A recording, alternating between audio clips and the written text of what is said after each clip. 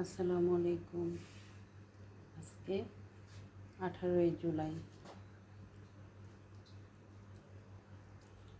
শুক্রবার রাত শেষ, শনিবার রাত্র শুরু হয়ে গেছে। তো শুক্রবারে আসলে আমি তেমন কিছুই রান্না করি নাই। আদা রসুন বেটেছি, আজকে যাই রান্না করতেছি সব বেটে নিচ্ছি, কারণ হচ্ছে বাসায় সবাই ঘুমোচ্ছে, এখন অনেক রাত, যার জন্য বেটে নিলাম। বিরিয়ানি করবো। আর এখানে একটু গরম পানি বসিয়েছি ঘিয়ের জন্য, এই ঘিটা দিয়ে দেব। পেঁয়াজটা ফ্রোজেন করা ছিল ডিপে। আমাদের বাসায় যে মেয়েটা কাজ করে, ও কালকে আসবে না, তাই পেঁয়াজ কাটিয়ে ডিপে রেখে দিয়েছিলাম। এখানে আদা রসুন সাথে একটা পেঁয়াজ দিয়েছি, আর একটু দিব, আর বেশি দিলে গন্ধ লাগবে আদা রসুনের। শুধু পেঁয়াজ আর আদা রসুন দিয়েছি, এখন বাকি মশলা দিব। বিরিয়ানি মশলা পুরো 1 প্যাকেট, পুরোটা বিরিয়ানি মশলা আমি এখানে ঢেলে দেব। এখানে আমি 2টা মুরগি নিয়েছি, সাদা যে ব্রয়লার মুরগিটা সেটা নিয়েছি 2টা। আস্ত জিরা দিব একটু, আর গোলমরিচ, এলাচি,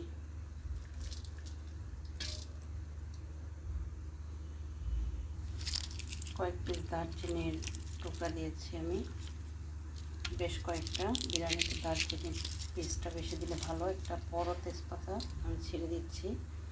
আসলে নিজের প্রশংসা আমি নিজে করব না।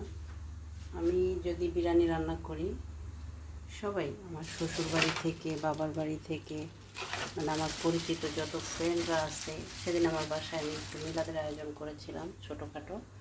আর এটা হচ্ছে আমি নিজে হাতে মরিচ কিনে, এই মরিচটা প্রচুর ঝাল, কিনে শুকনায় কিনেছিলাম, বাট মরিচের গুঁড়াটা বেশি হয়ে যাবে, তাই একটু কমায় নিলাম। তো তারপরে এটা আমি ভাঙিয়েছিলাম আত্মীয় স্বজন সবাইকে দিতে দিতে। এখন আমার মরিচের গুঁড়া একদম লাস্ট পর্যায়ে চলে আসছে। এখন তেল দিব, লবণ দিব, তারপরে মাখবো। তেল লবণ সব কিছুই দিয়ে দিয়েছি, এখন মাখবো। তো যেটা বলতেছিলাম, যে খেয়েছে আলহামদুলিল্লাহ, সবাই আর কোনো খাবারের প্রশংসা করুক বা না করুক,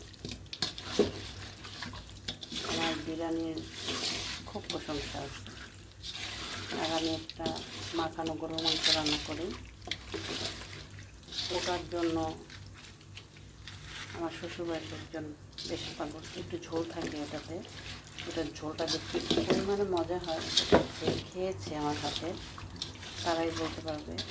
আমার নিজেরও অনেক ভালো লাগে। ওটা আসলে আমাদের বিক্রমপুরের একটা মাখা গরুর মাংস, হালকা ঝোল ঝোল থাকবে, ওটাতে তেল কম হবে, ঝোলের উপরে তেলটা ভেসে উঠবে। তো যাই হোক, এই বিরিয়ানিটা এমন কেউ নাই যে খেয়ে বলে নাই যে বিরিয়ানি মজা হবে না, এরকম কেউ নাই। এটা একটু মাখার মধ্যেই সব, এটা আমি বেশ কিছুক্ষণই মাখবো, আর কোনো মশলা দেবো না এটাতে। মেখে ঢাকনা দিয়ে কিছুক্ষণ রেখে দিব, তারপরে চুলাটা একদম ফুল আঁচে দিয়ে এটাকে আমি কষাবো। যখন এটা ভালো করে, এটাতে কোনো এক্সট্রা কোনো পানি দেবো না, এটা থেকে অনেক পানি বের হবে। দেন রাইসে আমি যখন দিব, তখন আমি চিকেনটাকে আলাদা করে রাখবো, ঝোল আর এই আলুটা আমি ইসের সাথে দিয়ে দিব, রাইসের সাথে রাইস কুকারে দিয়ে দিব। কারণ আলুটা একটু কাঁচা কাঁচা থেকে যাবে, মুরগিটা অল্পতেই হয়ে যায়। আর বিরিয়ানিতে যদি দারচিনিটা একটু বেশি দেওয়া হয়, তাহলে ফ্লেভারটা অনেক ভালো আসে।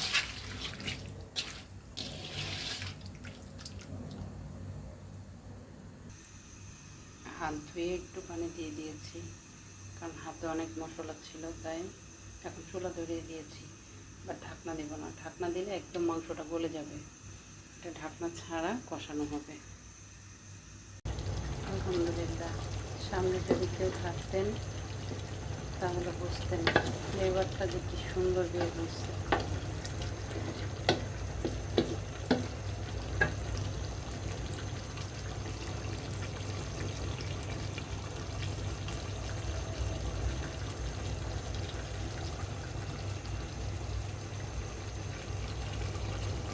এখানে অল্প একটু পানি দিয়েছিলাম আমি হাত ধুয়ে মাংসটা মেখে। আর হচ্ছে দুধটা যখন আমি লেবু দিয়ে গোলালাম ওটা দেখানো হয় না, ঝটপট করে দিয়ে ফেলছি। আমি আস্তে আস্তে দেখাচ্ছি আমি কীভাবে মাংসটাকে তুলে ফেলতেছি। ঝোলটা ছাড়াই ছাড়াই এখানে দিয়ে দিচ্ছি, তা না হলে মাংসটা একদম গলে যাবে। আর বিরিয়ানিতে একটু ব্রয়লার মুরগি, সাদা মুরগি যেটা আমরা বলি, সেটা একটু বড় আনতে হয়, কিন্তু ওরা বাজার করেছে বেশি মুরগির পরিমাণে এনেছে, বাট মুরগিটা একটু ছোটো নিয়ে আসছে। ছোটো মুরগির কারণে অতিরিক্তই মাংসটা খুলে যাচ্ছে, যার জন্য আমাকে এই প্রসেসিং আমি সবসময় করি, বড় মুরগি ছোটো মুরগি, কিন্তু ওটা ভালো করে কষানোর পরে তুলি। এটা কষানোর আগে তুলতে হচ্ছে। মশলাটা এখানে আমি কষাই নেব ভালো করে, যাতে মাংসটা না গলে যায়।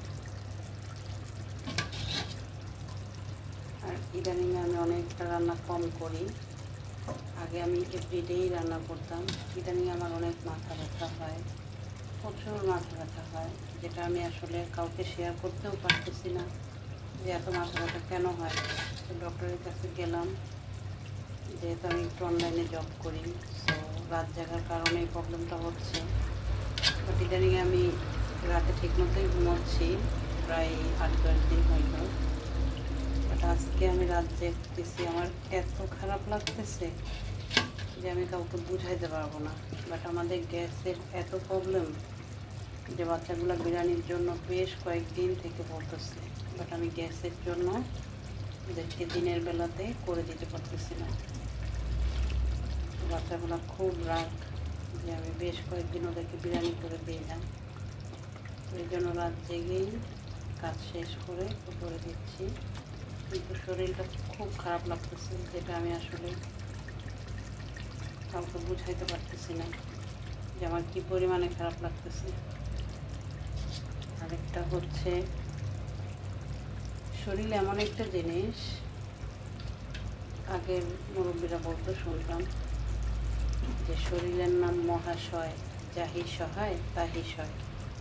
এখন আমার শরীরটা এরকম হয়ে গেছে, যাহি সহায় তাহি সয়। যাই হোক, আলহামদুলিল্লাহ আমি তুলে ফেলছি আমার সবটা মাংস। এখানে কিন্তু আমি 1 পিস আলু তুলি নাই, কারণ আলুটা ভালো করে সিদ্ধ না হলে ওটা খেতে ভালো লাগবে না। আলুটা একটু গলে গেলেও ভালো লাগবে, কিন্তু কাঁচা থাকলে ওটা খাওয়া যাবে না।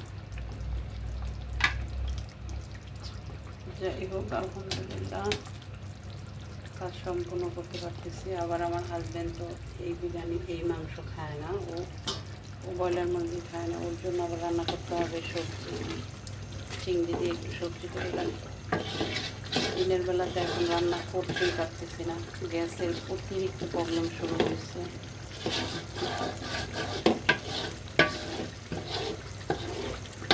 যাই হোক, দেখি এটা ভালো করে কষানোতে আমি দেখাবো। তারপরে ঝোল আলু সবটুকুনি আমি চালে দিয়ে দিব। তো আমার মশলাটা কষানো হয়ে গেছে।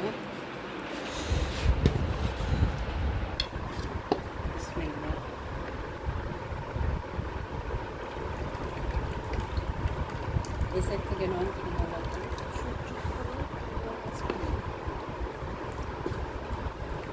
এখন আমি মশলাটা আলুগুলো দিয়ে দিচ্ছি। আমার কী পরিমাণে খারাপ লাগতেছে আমি বুঝতে পারবো না, মনে হচ্ছে অজ্ঞান হয়ে যাবে, এমন ঘুম আসতেছে। এখন আমি আমার কষানোর চিকেনটা আমি কোথায় রেখেছি সেটা দেখেছেন। এখানে আমি মশলা সব কিছু দিয়ে রাইসের মধ্যে দিয়ে এখন আমি রাইস কুকারে দিয়ে দেবো। জাস্ট অনেকের কাছে একটু ঝামেলা মনে হতে পারে, বাট রাইস কুকারে এই পোলার চালটা দেওয়ার পরে এই রাইসটা যে কত টেস্টি হয় আর কত মজা। এখানে আমি আউট কোনো রকমের তেল ইউজ করবো না, শুধু একটু ঘি দিয়েছি আর কোনো তেল টেল কিছু দেবো না। বিসমিল্লাহ, এটা রাইস কুকারে দেওয়া হয়ে গেল। এখন আমি সুইচটা দিয়ে দিব, এটাতে ঢাকনা দিয়ে দিব সাথে সাথে। আমি দেখাবো রাইস কুকারে আমি কীভাবে কী করতেছি। এখন সুইচ দিয়ে দিলাম। বিসমিল্লাহ, বিসমিল্লাহ, বিরিয়ানিটা দেখি। আলহামদুলিল্লাহ, এখন এটা মিক্স করবো। এই এদিকে আসো। বিসমিল্লাহ, এটা এখন এখানে ঢেলে দিব। পারবা? ধরো, তুমি ফোন ধরো, চালু করো। বিসমিল্লাহ,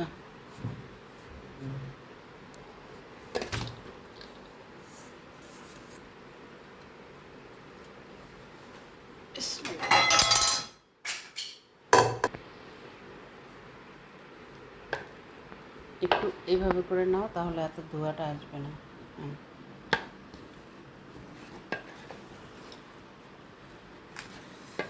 না, এটা একটু মিক্স করে দাও মাংসটার সাথে। না,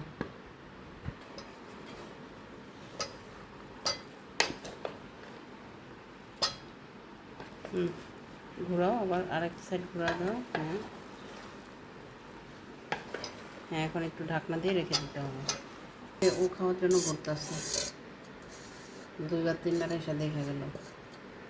আমি তোর জায়গায় তুই খাবি নি? খাবি? আলহামদুলিল্লাহ, প্রায় 4টা বাজে। দেখি কয়টা বাজে। ওই আমার কাঁচামরিচ 3:30 বাজে। তো রান্না শেষ হতে না হতে খাওয়া শুরু। আচ্ছা, আমি ওকে আমার কটা কাঁচামরিচ দাও। কাঁচামরিচটা দেখি খেতে ইচ্ছে করবে। কাঁচামরিচ দাও, কাঁচামরিচ এসে ফ্রিজে 4-5টা কাঁচামরিচ দাও, দিয়ে আমি ওদের সাথে খাই। ফার্স্টে ইচ্ছে করে নাই, কিন্তু এখন কাঁচামরিচ দেখে ইচ্ছে করতেছে, কারণ 4 দিন ধরে কাঁচামরিচ নাই। এই যে আমার ফেভারিট কাঁচামরিচ। ব্যাংকটা পুরো কম করে দিলাম। দুধে বার আর কাঁচামরিচ দে। তো তুমি অন্তে কাঁচামরিচ কলিজাটা ঘুমোচ্ছে, কলিজাটাকে রেখে খেতে ভালো লাগে না, কারণ কলিজাটা খেতে বসলেই আইসা পাশে বসবে। একটু মুখে দিয়ে দাও, খুলে এসে বসেই একটু খাওয়াই দাও। ও ঘুমাইলে একদম বাসাটা নিরিবিলি। তো এখন কলিজাটা ঘুমোচ্ছে আর আমরা খাচ্ছি। ও উঠলে ওকেও সকালবেলা খাওয়াবো ইনশাআল্লাহ।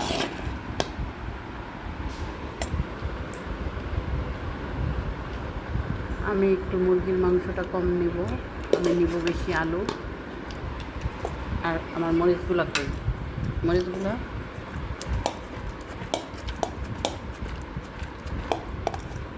কোথায় নিচে রাখলাম? রাখি। এই 3টাই। বিসমিল্লাহ, এই যে দেখেন, এই মরিচের জন্য খেতে আসছি। রাগ হয়ে সবাই ছুঁড়ে ছুঁড়ে আমাকে এই মরিচগুলো দিয়েছে। টেনশন নাই, আমি একটু লেবুও নিব সাথে।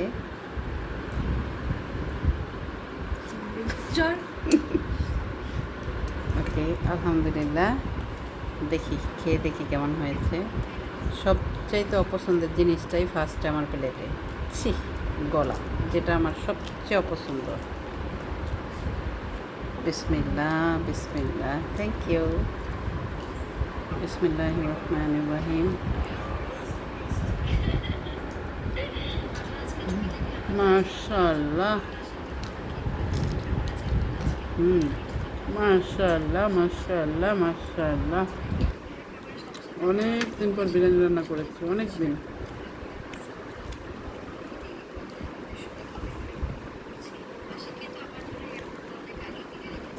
আলহামদুলিল্লাহ, অনেক মজা হয়েছে, আলহামদুলিল্লাহ।